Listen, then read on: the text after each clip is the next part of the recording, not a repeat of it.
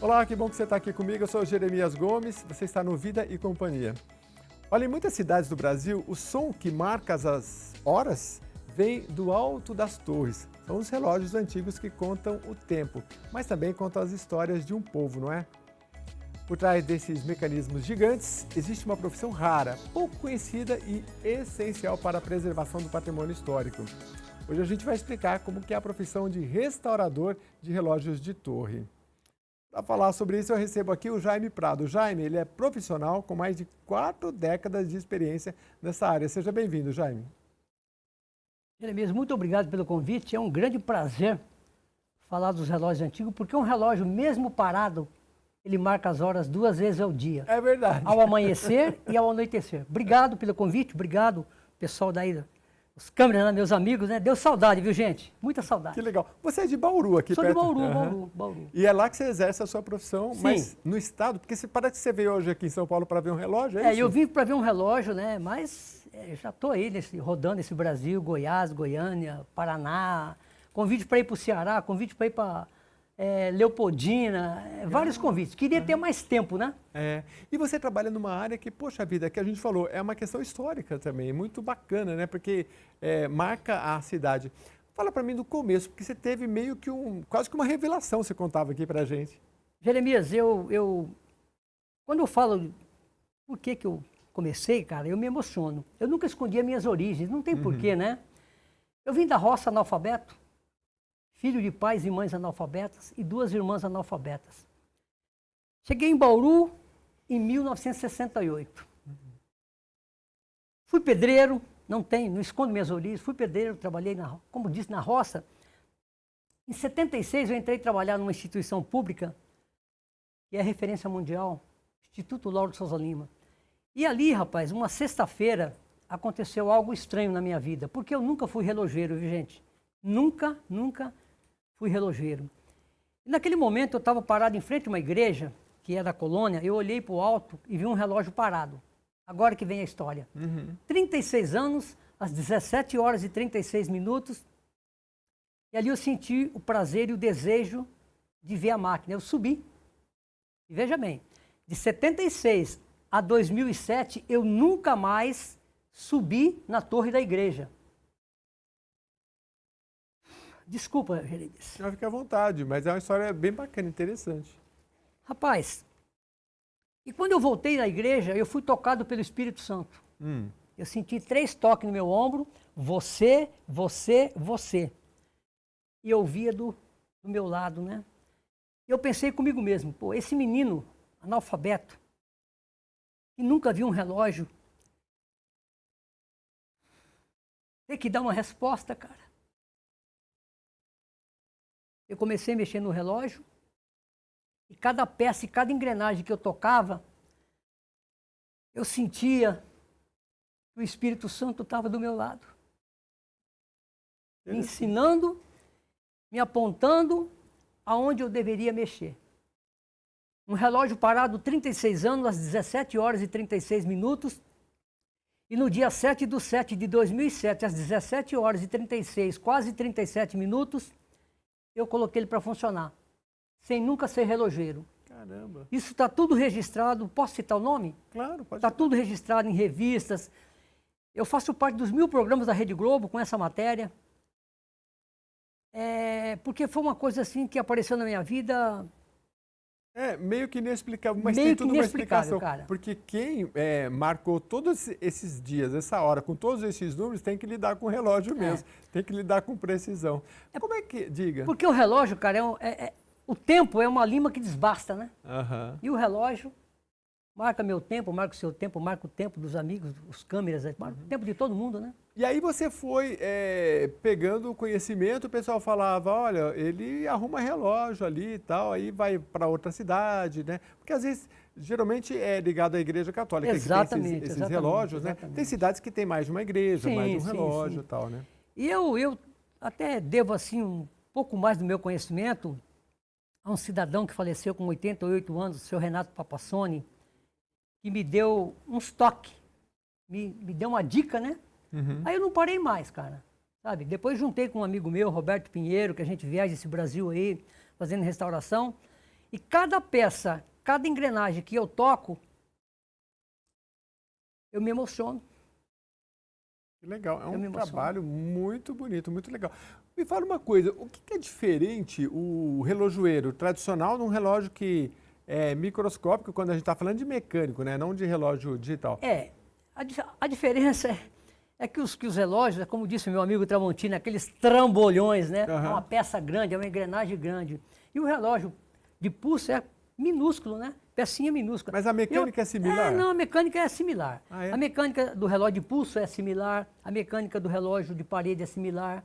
É um conjunto, uma engrenagem grande vai diminuindo, diminuindo, diminuindo, para ficar ali. Encaixando na outra. Mas você vai arrumar um relógio daqui, o que dá mais problema? Então, Jeremias, geralmente, cara, é o abandono. Por exemplo, um relógio fica parado 45 anos. Ele precisa de manutenção. 36 anos, 28 anos, tem que ter manutenção. A sua câmera tem que ter manutenção. Né? O meu carro tem que ter manutenção. Agora, e se não tiver manutenção, para. Claro, uma curiosidade, como é que o relógio, ele tem relógio que é ligado com o sino ou não tem nada a ver? Tem. O relógio, ele bate meia hora, bate o sino. Bate a hora cheia e bate o sino. Mas ele próprio bate automaticamente ou tem alguém que tem Não, você tem que... É manual. Esse relógio que eu mexo é manual. Tem que subir na torre, dar manivela, é um peso de 150 a 180 quilos, né? Sobe aquele peso, depois ele vai descendo. Vai descendo. Mas é na corda? É na corda. Tem que dar corda. E o interessante desses relógios que eu restauro, né? Que minha paixão foi assim... É muito interessante porque tem muito a ver com a história de São Paulo. Por quê? Porque foi uma patente italiana que veio para o Brasil com a família de José Vitaliano Michelini. Chegou em São Paulo em 1908. Montou a fábrica e começou a ser fabricado até 1969. Aí as pessoas me perguntam, mas por que parou? Parou porque não dava defeito. Por que a fábrica fechou? Porque não dava defeito. E quando um relógio desse saía da fábrica de São Paulo, apenas, um dado muito interessante, apenas 1.200 peças fabricadas na capital paulista, que está espalhada em vários países, em várias cidades e até na América Latina. Mas nasceu aqui em São Paulo há 118 anos atrás. E com uma precisão e com uma beleza. Você sabe, o pessoal das gerações mais antigas, meu pai, por exemplo, tinha um relógio alemão que era o xodó dele, porque era um relógio que, primeiro, iluminava a noite, né? Sim. As novas gerações não sabem nem o que é isso. Mas aí ele era iluminado. E ele, quando começava a tocar do alarme, ele não despertava de uma vez, ele ficava... Trim. Por quê? Porque era dizia meu pai que era pessoa que tinha problema do coração, para você não dar aquele apertar. Exatamente, então, para não assustar, né? Para não assustar. E ele era perfeito. Depois de vários toques baixos, aí ele começava a tocar alto, né? E ele era de uma precisão e muito lindo, muito bonito, né? Ô, Jeremias, eu tenho um dado muito interessante também, que está marcando muito o meu currículo, até nível nacional e internacional, de um relógio que eu restaurei na estação ferroviária de São Carlos. Ele é de 1904, da mesma empresa que fabricou o Big Ben de Londres, e foi uma repercussão assim a nível internacional. Chegou lá no Big Ben. Tá? E uma coisa assim que apareceu, porque eu não boto meu telefone de contato nas minhas páginas, na minha rede, eu não coloco. As pessoas me encontram através das redes sociais. Né?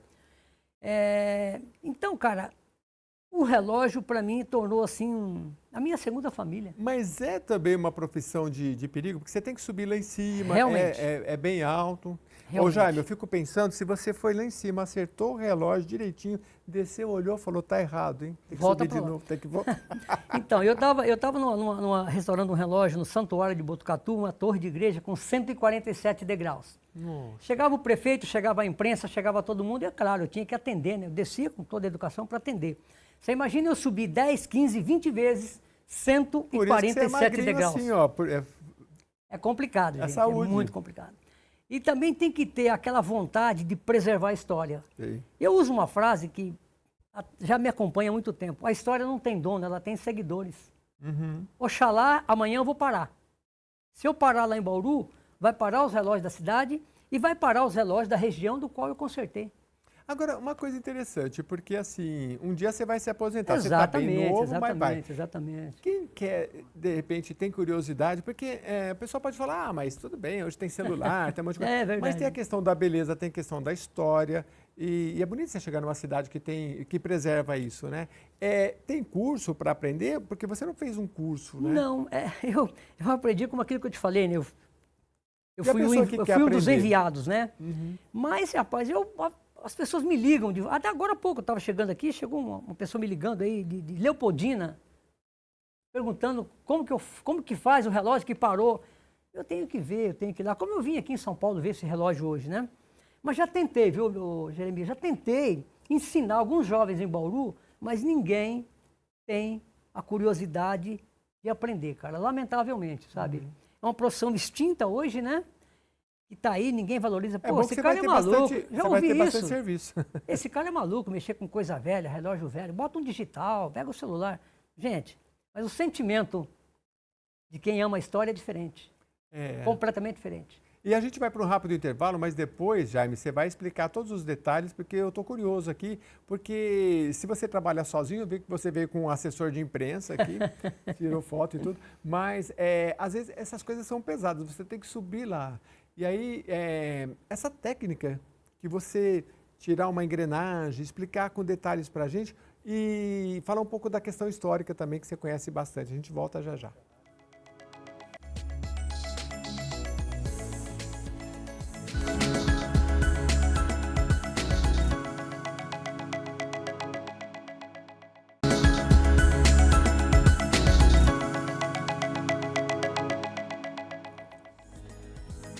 Estamos de volta aqui com Vida e Companhia, recebendo o Jaime Prado, que ele é restaurador de relógios de torre, é um profissional com mais de 4 décadas de experiência e está aqui explicando para a gente essa profissão que é tão bonita. E, ô Jaime, me fala uma coisa, a gente falou no primeiro bloco, para você subir numa torre de uma igreja para arrumar um relógio desse aí, uma que você tiver que ir mais de uma vez, tem que ser bom de perna, porque é tudo escada, né? Geralmente não tem elevador. Mas eu queria que você falasse um pouco das dificuldades, porque também tem muita ciência. Relógio é uma coisa de precisão. Sim. Então, assim, sei lá, tem uma engrenagem que está com problema. Onde é que você vai? Às vezes tem que mandar fazer, né? Tem que mandar fazer. Como é que é isso?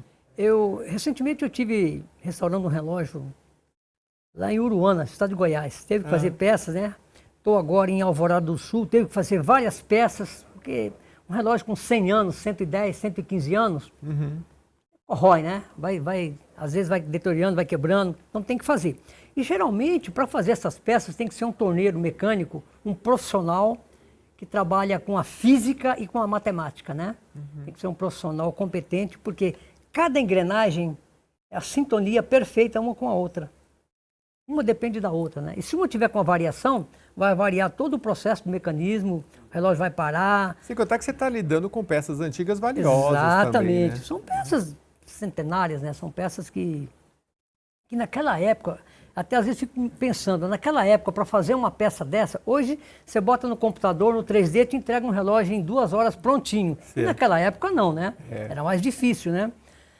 Mas é uma coisa assim que como eu falei, cada vez que eu mexo no relógio, a emoção aumenta, a vontade. Às vezes eu fico em cima de uma torre, Jeremias, para você ter uma ideia, o dia inteiro eu não desço, não almoço, não tomo café, só tomando água. Porque cada peça que eu vou mexendo, ela vai me contaminando, e a vontade é de fazer cada vez mais. Nossa, 9 horas, 10 horas da noite, concentrado. Agora, o legal dessa profissão também, porque você falou, pô, o pessoal, de repente eu estou em casa, o pessoal de Minas Gerais me liga para ir numa cidadezinha lá para arrumar. Você tem curiosidade de chegar, conhecer a história do lugar também? Tenho. Como é que é isso? Porque eu amo história, né? Né? Como eu te disse, a história não tem dono, ela tem seguidores. Então, eu chegar numa igreja, por exemplo, eu quero saber a história da igreja, quando foi fundada, quando que esse relógio foi colocado. História é detalhes, né? Eu falo sempre o seguinte, se, por exemplo, eu ganhar uma camisa da minha esposa e eu não gostar, vou comparar com a história. Eu não gostar, eu vou usar ela agora e vou deixar num canto. Se eu gostar, é assim que eu abraço a história. É assim que eu abraço a história. E já que você está falando de história, eu quero que você conte uma boa história de algum relógio que você arrumou, ou que te deu muita felicidade, ou que teve algum caso interessante, engraçado, ou que teve um desafio muito grande para a gente saber. Rapaz. Porque é muito tempo atuando. Já teve alguns relógios que despertou, assim, muita atenção, né? Muitíssimo respeito pela história, porque vem de geração, passando por gerações. Recentemente, um amigo meu, essa é uma história triste, né? Um amigo meu, em Botucatu, até um engenheiro, estava me ajudando a mexer com o relógio, aí eu terminei o relógio e fui embora. Ele subiu numa escada para fazer alguma coisa lá em cima, ele caiu no dia 22 de dezembro, ele quebrou os 2 braços e quebrou 2 costelas. Foi muito triste, porque no mesmo tempo que a gente estava ali todo feliz, todo alegre, fazendo aquele trabalho, de repente eu recebi essa notícia, sabe? E choca. Poderia ser comigo. Eu já caí de cima de torre também, tá? Já caí. Nem contei para minha esposa, porque senão... para. Mas são N histórias, viu?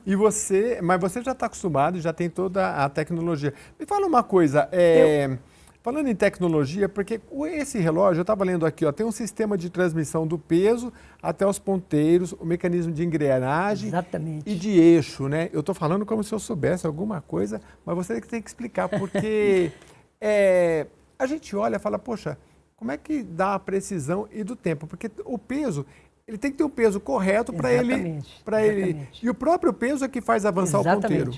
Você dá corda, o peso sobe e ele vai descendo. Vai descendo e vai girando a âncora, que eu falo que é o coração do relógio, e a roda de escape. Eu estou agora, recentemente, você falou em engrenagem, essas coisas todas, uma depende da outra. Eu estou lá numa torre de igreja que tem 2 torres com 6 mostradores. Um eu já restaurei, 2 já restaurei, 3 já restaurei, e agora é um desafio. São 6 mostradores com uma engrenagem, sai de um relógio, uma engrenagem, ela passa para outra torre com 26 metros de comprimento, tudo com comandos. Uma engrenagem depende da outra para chegar, fazer a sintonia lá em cima, nos últimos ponteiros. É muito interessante, rapaz, porque a gente para quem não tem o conhecimento, já me chamaram de louco, né? Eu sei que eu sou louco. Mas você fica olhando cada engrenagem, conversando entre si, fazendo a sintonia perfeita para marcar os minutos e os segundos do meu tempo, do seu tempo, do nosso tempo. É muito interessante, cara. É muito bacana. É muito interessante. E essa poxa, você falou que começou em 77, né? Já se vão mais 50 anos quase, né? Por aí. Poxa, bastante bom. Agora, mudou a tecnologia ou a tecnologia desses relógios é a mesma daquela época? Não, os relógios antigos é a mesma tecnologia, né? O que mudou, por exemplo, rapaz, chega um espertalhão numa igreja, que já aconteceu, né? Pô, esse relógio não presta, essa coisa velha, vamos tirar isso aí, vamos botar um eletrônico. Eu pego esse relógio seu, vou levar embora e vou fazer um abatimento no preço do eletrônico. Eu te dou aí 20, 30 mil reais, ele vai levar aquela máquina, aquela coisa maravilhosa embora. E vai te deixar com você um relógio eletrônico, que custa em média 80, 100, 120 mil reais. E vai te levar uma máquina dessa, que custa mais ou menos, para quem não tem ideia do valor, 350 a 400 mil reais. O cara vai chegar, vai levar aquilo e vai botar uma maquininha que dá um raio lá em Bauru, queima aqui em São Paulo. Pode queimar. Então, tudo bem, é modernidade, né? Tecnologia, concordo. Eu também passei por todas as etapas. O pessoal dos caminhões, eu comecei na Umatic, passei por todas as etapas. Agora estou aqui vendo vocês com essas top maravilhosas. Meu, é tecnologia. Aprovo, concordo. Só que a minha paixão ainda também é o relógio antigo, é a foto em preto e branco. Tá? Não, maravilhoso. E agora eu queria que você falasse um pouco também da sua divulgação. Você tem uma rede social? Eu tenho. Eu tenho aí o meu Instagram, tenho o meu YouTube, né? Que é @Jaime Prado. Você Bauru. que faz os vídeos, não? Eu faço. E lá no meu YouTube, gente, eu convido vocês a assistir o meu documentário O Homem e o Tempo. O Homem e o Tempo. O Homem e o Tempo. Que legal. Ali eu conto um pouco da minha história. Eu queria aproveitar que a gente está mostrando umas imagens tão bonitas ali. Ali tem você, né? Esse relógio aqui é da mesma fábrica do Big Ben, tá? Ah, é? Esse mostrador também. Será que o Big Ben já estava em reforma, né? Não sei se já arrumaram, deve ter arrumado. Isso aí foi um trabalho que eu fiz, que chamou muita atenção lá em São Carlos. Restaurei na Fundação Pro Memória de São Carlos, que é a estação ferroviária. Olha esse relógio é da mesma marca do Big Ben, a mesma empresa lá, o Entidente Companhia Limitada, né? Olha lá, esse é o prédio, mas o relógio é de 1904, viu? Me fala uma coisa, você já falou que você aprendeu sozinho. Você já tentou dar aula, mas é difícil. Mas vamos supor quem está acompanhando a gente quer começar. Fala para essa pessoa como é que ela segue. Então, rapaz, é só me seguir no meu YouTube, né? Lá tem muitos vídeos, né? Modéstia à parte, alguns vídeos com 80, 100 mil visualizações. Nossa, tá? Que legal. Tem como é que o pessoal te acha lá, então, no YouTube? No YouTube, o pessoal vai me achar. Jaime Prado, Bauru, vão me achar. Jaime Prado. Jaime Prado. O meu Instagram também tem muita coisa. O meu Instagram é Jaime Prado 1964, tá? Facebook, Jaime Prado, Bauru. E também coloca Jaime Prado no YouTube e coloca relógio, restaurador de relógio antigo, vai me encontrar. E você tem vídeo lá de quê, principalmente? Eu tenho vários, cara. Você ensina alguma coisa ou você divulga? Sim, ensino. Legal. E uma coisa que eu sou muito apaixonado, só para vocês terem uma ideia, é a Mãe Natureza, cara. Maravilhoso. O relógio lá e a Mãe Natureza aqui. Modéstia à parte, eu levanto todos os dias pela manhã, fazer um pouquinho de propaganda do que eu faço, né? 5 horas, 5:30 da manhã e vou para o meio do mato, cuidar da Mãe Natureza. Cuidar da Mãe Natureza. Porque a natureza fala a linguagem do homem, pena que o bicho homem não entende. Ele taca fogo, ele destrói e ele corta. E por que eu falo também da Mãe Natureza? Porque eu estive na selva amazônica e lá eu vi o que o ser humano faz com a natureza. Além do relógio, que é minha paixão, a natureza é aonde eu tenho o privilégio de estar abraçando ela todo dia pela manhã. Não, maravilhoso. E que a natureza também mostra o tempo para... Aliás, quem é da roça sabe, né? Olhava o sol, você sabe, né? Tem gente que olha e fala 11h30, né? Um detalhezinho, falando da Mãe Natureza, rapaz, eu comecei a fazer um trabalho em Bauru, voluntário, tá? Eu plantando girassol vermelho. Repercutiu a nível nacional e internacional, chegou na National Geographic. Que legal. Infelizmente, olha, eu sempre falo, viu, Jaime, que quando a conversa é boa, passa muito rápido, o tempo acabou nosso, mas eu queria que você depois um dia voltasse para a gente falar das coisas da natureza que a gente precisa muito. Estou à vontade. Eu tenho mais de 80 mil fotos das minhas andanças e caminhadas como repórter cinematográfico na época e como amante da Mãe Natureza. Nossa, tem muito... então você manda antes as fotos para a gente mostrar aqui e a gente vai fazer uma pauta bem bacana para falar de natureza. Vai ser um prazer. A gente tem que ter esse resgate. Eu sempre falo, a gente está aqui no meio dos prédios, na capital. Sim. E a gente precisa resgatar esse conhecimento que vocês têm. Exatamente. E aquilo que eu digo sempre, né? O relógio é minha paixão, né? Como eu fui um enviado, estou seguindo essa trajetória, preservando a história dos italianos que veio para o Brasil, né? Isso há 118 anos. E a natureza é um sentimento também que está aqui do lado esquerdo, viu? Não, parabéns, bom demais. Acho que quem acompanhou a gente está curioso, mas essa conversa é só inicial. Vai acompanhar o Jaime nas redes sociais, que aí tem tudo vídeo, tem tudo para você ver. E se você tem interesse, ele pode te dar muitas dicas, muitas coisas bacanas na rede social dele. Obrigado, viu, Jaime? Obrigado pelo convite, obrigado à TV Alesp, né? É um carinho todo especial. Além de tudo, um cidadão brasileiro, bauruense e amante dos relógios antigos e da Mãe Natureza. Muitíssimo obrigado, pessoal aí da retaguarda, um carinho todo especial. Meus amigos câmeras, tá? Tá aqui na veia, tá? Obrigado, que você saiu pelo mundo aí afora, sabe também da importância desse trabalho todo. E para você que nos acompanhou até agora no Vida e Companhia, muito obrigado pela sua audiência. Mande as sugestões de trabalhos, de profissões que você quer ver aqui, que a gente vai trazendo para você, tá bom? Até a próxima edição. Muito obrigado.